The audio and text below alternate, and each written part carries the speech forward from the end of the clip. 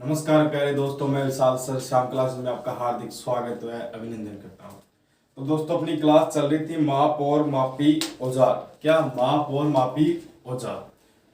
तो अपनी आज की तीसरी क्लास हो रही है वैसे तो, और माप एंड मापी के औजारों की क्लास हो रही है तीसरी। ठीक है, वैसे यूट्यूब पे तो अपनी चौथी या पांचवी क्लास आ गई होगी, पर अपनी जो फिटर थ्योरी की है वो तीसरी क्लास। ठीक है, दो पहले आ गई थी। ठीक है, अब ये तीसरी आ रही है। तो आज का अपना चैप्टर रहेगा माप एंड मापी औजार का। मेजरिंग टूल का अपन ने कल कर लिया था, कैलिपर कर लिया था, स्ट्रेटेज कर लिया था और आपका स्टेरूल कर लिया था। अब आपका बचता है क्या? Try square. क्या बचता है? Try square. अब ट्राई स्क्वायर आपने देखा तो होगा सभी ने, ये कैसा होता है दिखने में। देखा होगा कि नहीं देखा? दिखाऊं? चलो एक बार आपको दिखा देता। ट्राई स्क्वायर होता है वो क्या काम करता है कि किसी जॉब की 90 डिग्री की एंगल को चेक करने के लिए काम आता है। भाई क्या काम आता है? जॉब की 90 डिग्री एंगल को चेक करने के लिए ये काम आता है। तो बेटा ये आपका ट्राई स्क्वायर आ रहा है नजर। ये क्या है? आपका ट्राई स्क्वायर है जो क्या काम आता है? किसी जॉब की 90 डिग्री एंगल को चेक करने के लिए काम आता है। इसका एक तो हिस्सा होता है ब्लेड का, ठीक है, और एक हिस्सा होता है इसका स्टोक का।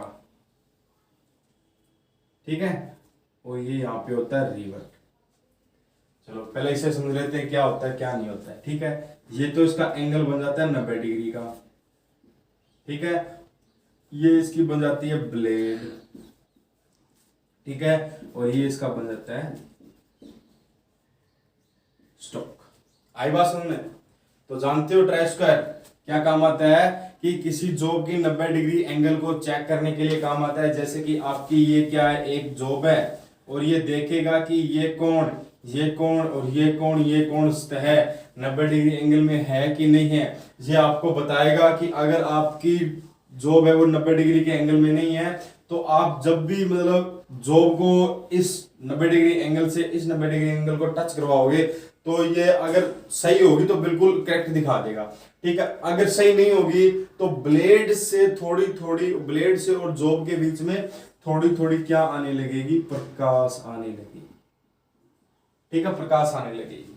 ठीक है, ये एकदम एंगल से बताता है, सब कुछ बताता है। इससे अपन जो औजार है, जो अपने राइट एंगल के औजार है वो खराब हो जाते हैं, तो भी इसे अपन ठीक कर सकते हैं। ठीक है, चलो आज इसकी देखते हैं क्या है ये क्या नहीं। तो लिखो इंट्रो ट्राई स्क्वायर का इंट्रो। बताओ क्या है? यह एक चेकिंग टूल है। यह एक चेकिंग टूल है, और क्या चेक करता है? ये किसी जॉब की 90 डिग्री एंगल को चेक करता है। ठीक है, ठीक है, क्या करता है कि किसी जॉब की या कार्य की 90 डिग्री एंगल को क्या करता है? चेक करता है।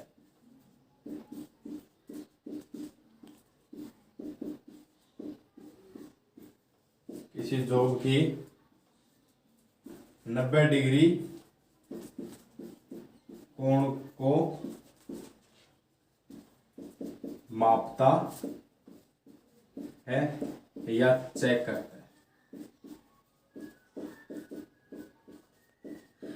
ठीक है, आई बात सुनने? चलो इसे लिखो, फिर आगे बढ़ते हैं। इसकी बनावट में देखो, इसकी बनावट में क्या क्या होता है मैंने आपको बताया। इसकी बनावट में क्या क्या होता है? एक ब्लेड होती है और एक क्या होती है? स्टोक होती है। स्टोक किसकी सहायता से जुड़ी होती है? रिवेट की सहायता से ब्लेड के साथ जुड़ी होती है। तो लिखो बनावट।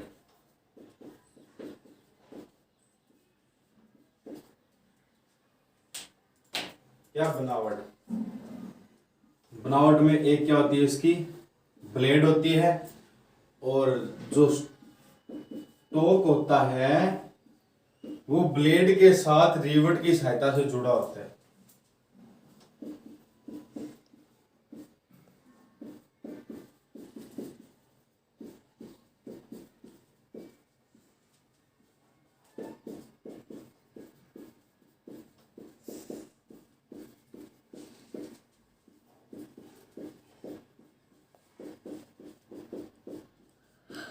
क्या होता है, रिवट के साथ जुड़ा होता है, ब्लेड के साथ रिवट की सहायता से जुड़ा होता है। ठीक है, और इसी में तीसरा आ जाएगा कि ब्लेड के ऊपर, कुछ ट्राई स्क्वायर में ब्लेड के ऊपर इंच व सेंटीमीटर के निशान होते हैं, जैसे कि आपके स्केल के ऊपर निशान होते हैं।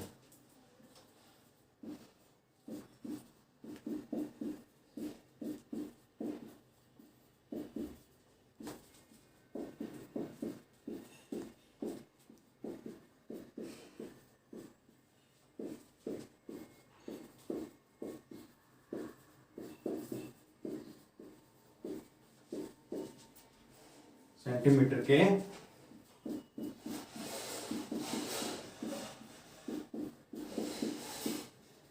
लो भाई, ये आपकी दो हो गई पूरी, इसे लिखो, फिर आगे बढ़ते हैं।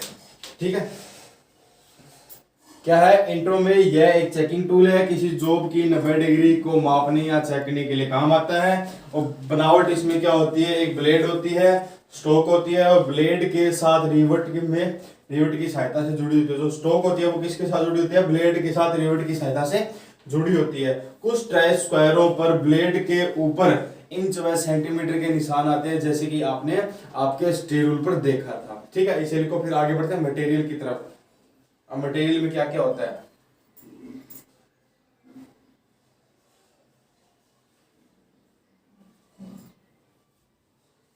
चले।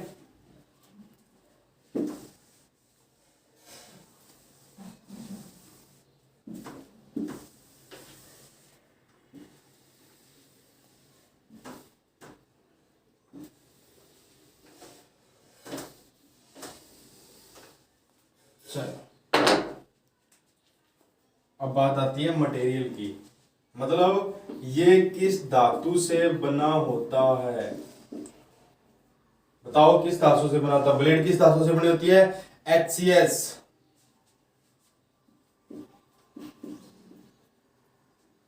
ब्लेड HCS से बनी होती है।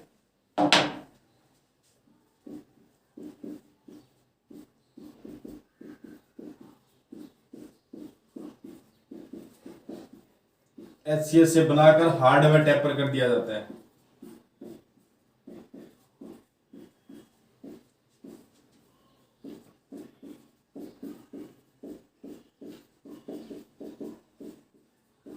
क्या, हार्ड में टेपर कर दिया जाता है। और जो आपका स्टॉक होता है वो किससे बना होता है, स्टॉक किससे बना होता है, CI। मैंने आपको बताया था CI की फुल फॉर्म, कास्ट आयरन से,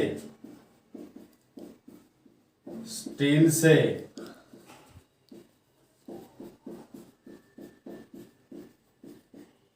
और एल्यूमिनियम से। ठीक, अब आप कहोगे सर एल्यूमिनियम तो बहुत ही हल्की धातु होती है जो हाथ से भी मुड़ जाती है, तो ये वो एल्यूमिनियम नहीं है, इसके अंदर कुछ दूसरी धातुएं भी मिलाई जाती है। ठीक है, चलो इसे लिखो, फिर आगे बढ़ते हैं। फिर बात आती है बेटा इसके साइज की। इसका साइज है वो कहां से कहां तक लिया जाता है। जैसे आपने कैलिपर का साइज देखा था कि कहां से कहां तक लिया जाता है।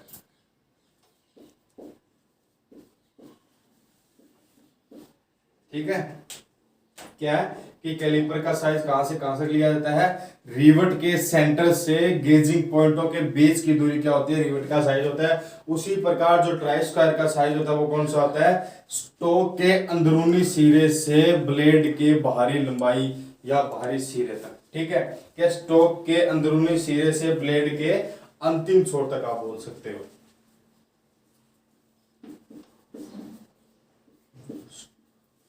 स्टोक के अंदरूनी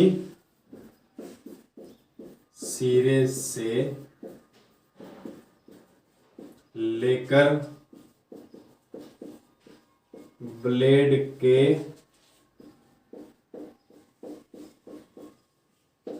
अंतिम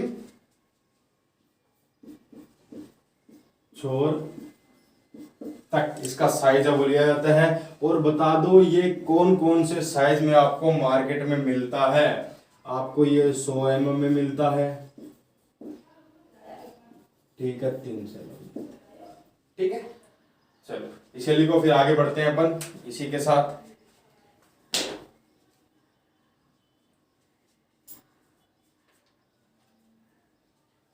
ठीक है, चले। एक कपड़ा दिख रहा है तो यार देख लियो, पसीना आ रहा है, रूम में गर्मी बहुत है। चलो अब बात आती है इसके प्रकार कि ट्राई स्क्वायर के प्रकार कौन कौन से होते हैं। कितने प्रकार होते हैं बताओगे? ट्राई स्क्वायर दो प्रकार के मिलते हैं आपको, एक तो फिक्स्ड ट्राई स्क्वायर और एक आपका adjustable try square.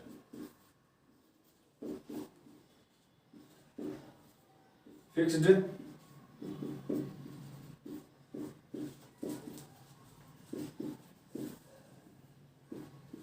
Try square, क्या? Fixed try square. अब फिक्स्ड ट्राई स्क्वायर क्या होता है कि ब्लेड व स्टोक 90 डिग्री के कोण में रिवेट की सहायता से जुड़े होते हैं। देखो,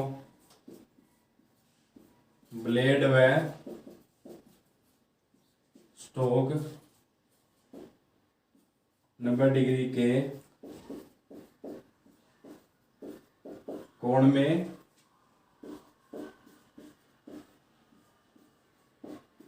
रिवेट की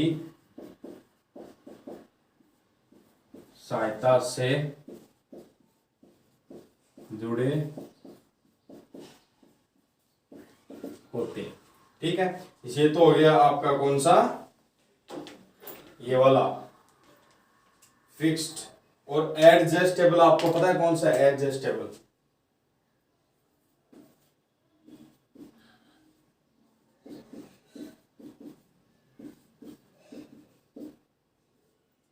एडजस्टेबल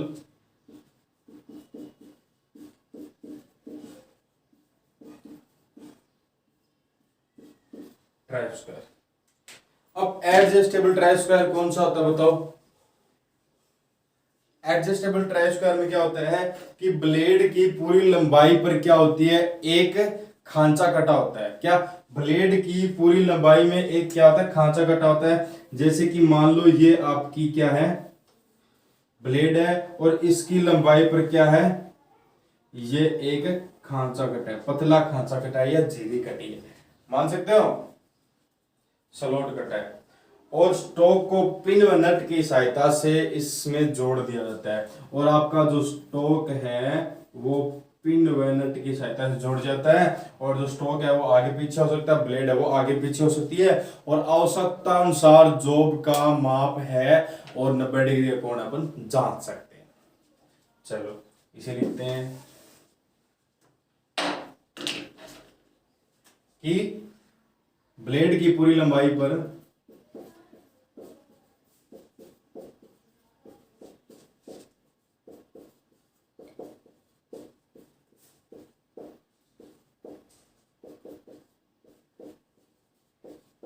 स्लॉट कटा होता है। ठीक है, क्या? ब्लेड की पूरी लंबाई पर क्या कटा होता है, स्लॉट कटा होता है।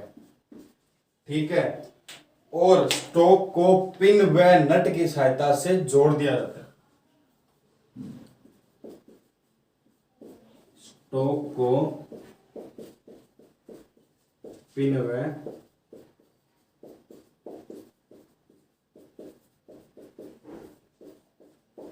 सहायता से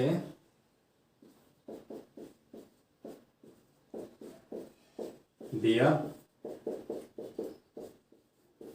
जाता है। ठीक है, चलो इसे लिखो, मैं देखता हूं कि उसकी है अपने पास इमेज है कि नहीं है। तो ये तो था आपका,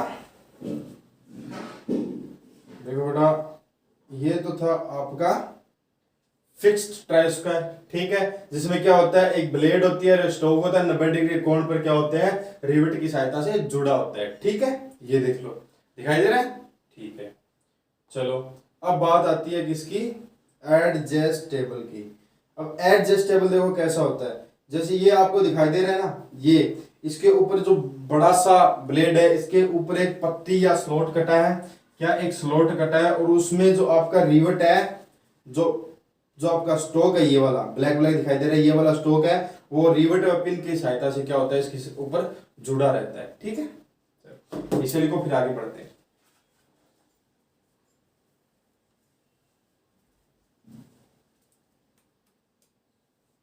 चलो अब बात आती है कि आपका अगर ट्राई स्क्वायर है वो खराब हो जाता है, मतलब 90 डिग्री की जो उसकी क्या बोलते हैं, उसकी 90 डिग्री की वो क्षमता है वो खो जाती है, ऊपर नीचे हो जाता है स्टोक ब्लेड, तो उसको अपन शुद्धता में किस चीज से माप सकते हैं, वो पता है किसी को? पता है क्या? देखो किससे माप सकते हैं अपन ट्राई स्क्वायर की शुद्धता का माप।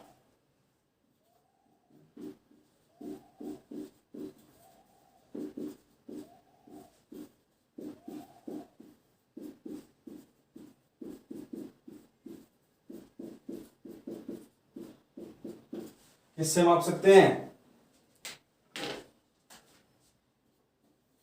बताओ किससे माप सकते हैं? एक नंबर मास्टर ट्राई स्क्वायर से, मास्टर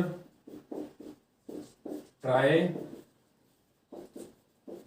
स्क्वायर से। और दूसरा किससे माप सकते हैं आप? बताओ। सरफेस प्लेट से। अब सरफेस प्लेट क्या होती है बताओ? सरफेस प्लेट वो होती है जिसके ऊपर अपना अपना हाइट गेज रख दिया जाता है और एंगल प्लेट रख दी जाती है, और उसकी सहायता से अपन क्या करते हैं, अपनी जॉब के ऊपर माप खींचते हैं, रेखाएं खींचते हैं, अपन जॉब को किस प्रकार बनाना है, कौन कौन सी मार्किंग करनी है, कौन कौन सी लाइनिंग करनी है। और जो सरफेस प्लेट होती है वो बहुत ही ज्यादा भारी होती है, बहुत ही ज्यादा भारी होती है, और इसके नीचे वो खांचे कटे होते हैं। वो खांचे क्यों कटे होते हैं? क्योंकि थोड़ा मोटा इसको हल्का करने के लिए। ठीक है, चलो इसे लिखो फिर आगे बढ़ते हैं। Precision try square. अब प्रीसीजन ट्राई स्क्वायर कितने प्रकार के होते हैं भाई? 3 प्रकार के होते हैं। ठीक है, ऐसे मैं लिख देता हूं ऊपर प्रीसीजन, यहां पे है ना, सही है अपना प्रीसीजन ट्राई स्क्वायर। अब प्रीसीजन ट्राई स्क्वायर क्या होता है? BIS, भारतीय स्टैंडर्ड के अनुसार, BIS के अनुसार, यानी भारतीय स्टैंडर्ड के अनुसार ये 3 प्रकार के होते हैं।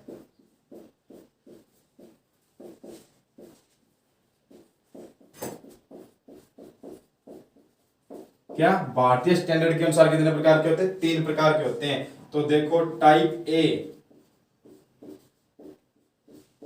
अब टाइप ए का क्या काम है बताओगे? इसके साथ क्या होता है, क्या नहीं होता? देखो इसमें जो स्टोक के साथ बेवल एज वाला क्या लगा होता है? ब्लेड लगा होता है। अब बेवल एज वाला ब्लेड कौन सा होगा? देखो जैसे कि ये है ब्लेड की मोटाई, ठीक है, अब थोड़ा सा इस तरह हुआ और थोड़ा सा इस तरह, ये क्या है? बेवल एज वाली ब्लेड है भाई। अब देखो ऐसी हो जाती है, ठीक है, ये ब्लेड मान लो, ब्लेड ही नहीं, आपका जो स्टोक और ब्लेड होती है वो, ठीक है, कि इसमें बेवल एज वाली ब्लेड है वो क्या होती है? लगी होती है स्टोक के साथ।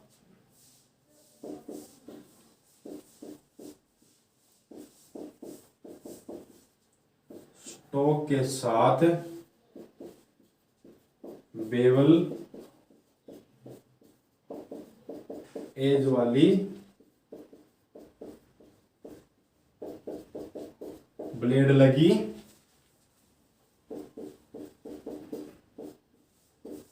होती है। आई बात समझ में कि स्टोक के साथ बेवल एज वाली ब्लेड लगी होती है, और ये किसके लिए काम आती है? केवल लाइन कांटेक्ट के लिए काम आती है।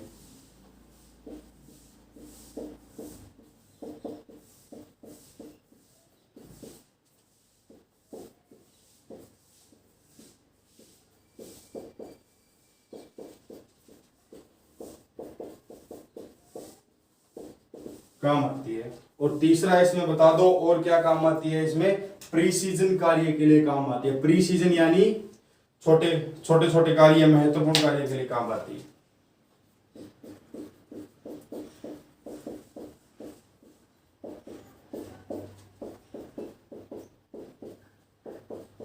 कार्य, ठीक है, चलो इसे लिखो फिर आगे बढ़ते हैं। फिर बात आती है टाइप बी। क्या? Type B. ये टाइप ए हो गया। फिर बात आती है type B.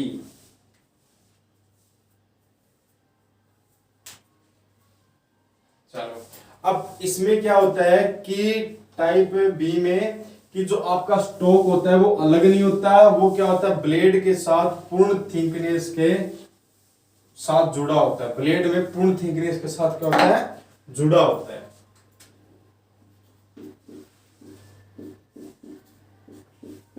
Type B. Type B में क्या है? स्टोक अलग नहीं होता, स्टोक अलग नहीं होता है, ब्लेड अपनी संपूर्ण यूनिफॉर्म थिकनेस के साथ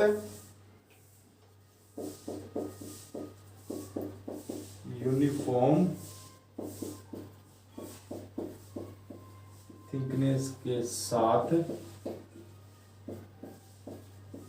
जुड़ा होता है। क्या होता है कि ब्लेड है वो अपनी ब्लेड अपनी यूनिफॉर्म थिंग के साथ जुड़ा होता है। ठीक है, किसके साथ जुड़ा होता है? स्टोक के साथ जुड़ा होता है। और ये क्या होता है बताओगे थोड़ा सा इसका? बताओगे क्या? कि मोटाई में टाइप ए से अधिक होता है। मोटाई में टाइप ए से टाइप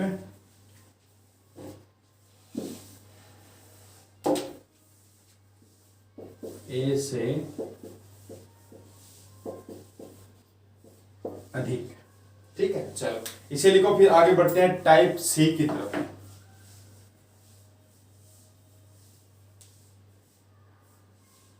चलो, अब टाइप सी का क्या होता है बताओ?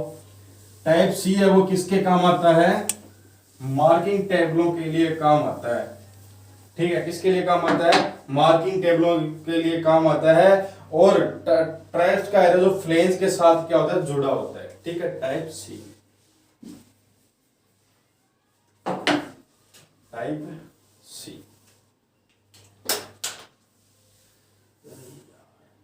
ठीक है, चलो क्या है?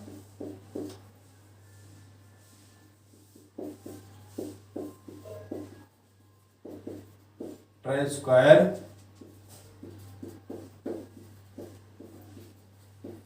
फ्लेंज के साथ जुड़ा होता है। ठीक है, और इसमें क्या आएगा?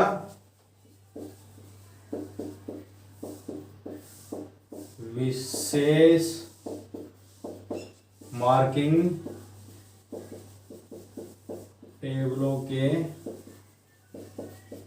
काम आता है। ठीक है, चलो ये तो हो गए इसके प्रकार। अब बात आती है इसके ग्रेड्स की।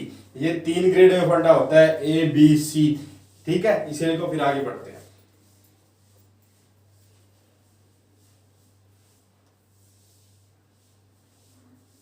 चले,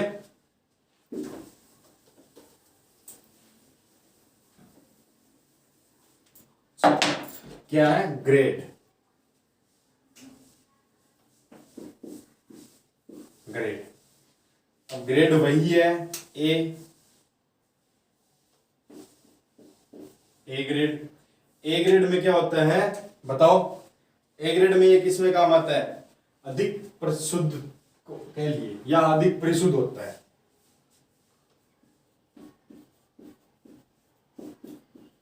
अधिक परिशुद्ध होता है। ठीक है, फिर बात आती है किसकी? बी की। किसकी बात आती है? बी की। अब बी में क्या होता है बताओ? बी जो ग्रेड है वो किसके लिए काम आता है? टूल रूम इंस्पेक्शन के लिए। टूल रूम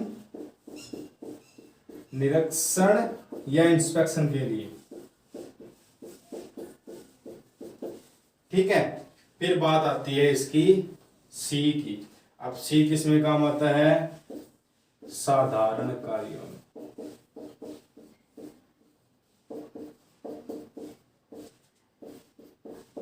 कार्य, ठीक है। चलो इसे लिखो, फिर आगे बढ़ते हैं। इसका वर्गीकरण है वो किसके हिसाब से किया गया है? इसका वर्गीकरण भी किया गया है, वो किसके हिसाब से किया है? लंबाई के हिसाब से किया गया है, कुछ परिशुद्धता के हिसाब से किया गया है, या ग्रेड के हिसाब से किया गया है? इसे लिखो, फिर आगे बढ़ते हैं। चलो देख लिया?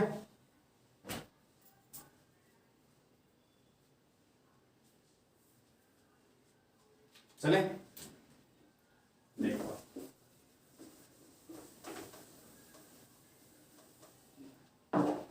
क्या वर्गीकरण।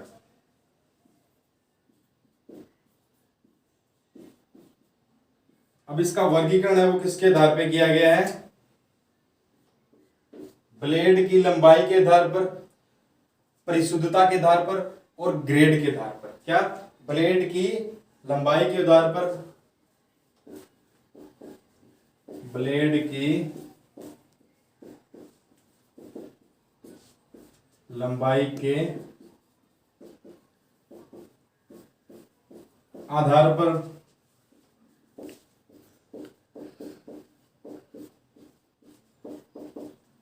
शुद्धता के आधार पर, और तीसरा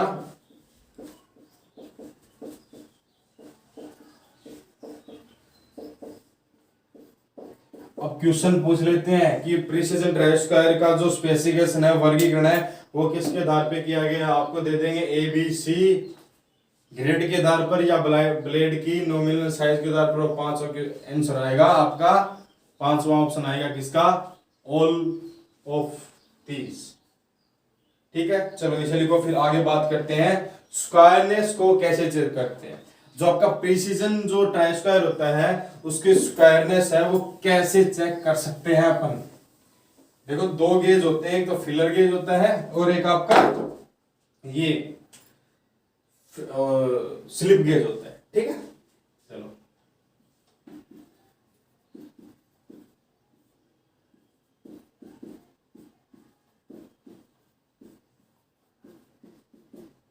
स्क्वायरनेस चेक करना। अब स्क्वायरनेस चेक किस किस से कर सकते हैं? एक नंबर फिलर गेज से। अब फिलर गेज क्या होता है?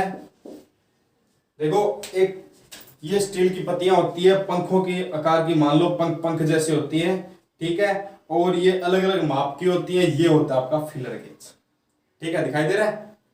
और इसमें आपका स्लिप गेज दिखा देता हूं। स्लिप गेज होता है ये स्टेनलेस स्टील बढ़िया उच्च क्रोमियम निकल धातु का बना होता है, और ये रिंग विधि से आपस में जुड़ता है। छोटे से लेके बड़े से बड़ा माप इसका होता है। देखो ये चॉकलेट सी पड़ी है ना, ये चॉकलेट छोटी बड़ी, ये कैसे जुड़ता है? जैसे कि ये एक स्लिप गेज है, ये एक स्लिप गेज है, और इनको ऐसे करोगे आप, ऐसे करोगे, रिंग विधि ऐसे करके ऐसे जुड़ जाएंगे। ठीक है, चलो अब बात आती है किसकी? Filler gauge. अब फिलर गेज से आप इसे कैसे कर सकते हैं कि वर्कपीस और ट्राई स्क्वायर के बीच में गैप कर सकते हैं, गैप चेक कर सकते हैं। जॉब व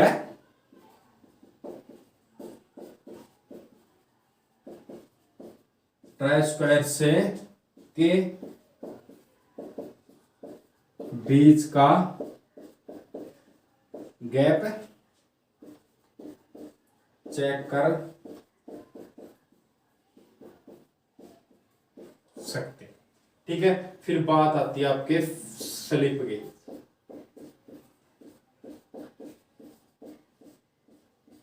अब स्लिप गेज से कैसे चेक कर सकते हैं बताओ? और इससे क्यों चेक करते हैं कि उच्च परिशुद्धता के लिए आवश्यकता पड़ती है, तब इसे चेक किया जाता है।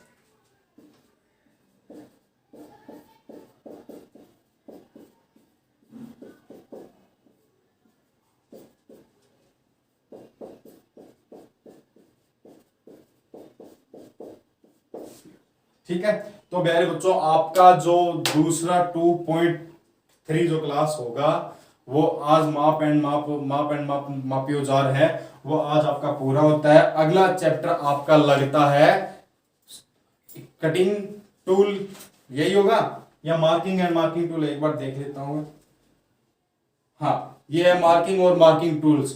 आपका माप और माप लेने वाले औजार का जो चैप्टर है वो क्लियर हो चुका है, आज आपने क्लियर कर चुका है। अगर कोई डाउट हो तो कमेंट में बता देना, क्योंकि ये रिकॉर्डेड क्लास है, अपने पास औजार कम है, सिस्टम कम है, ठीक है। अगर कोई भी डाउट हो तो बता देना, मैं नेक्स्ट वीडियो में आपको वो डाउट क्लियर करवा दूंगा। और अपना नेक्स्ट चैप्टर रहेगा मार्किंग एंड मार्किंग टूल्स। कौन सा?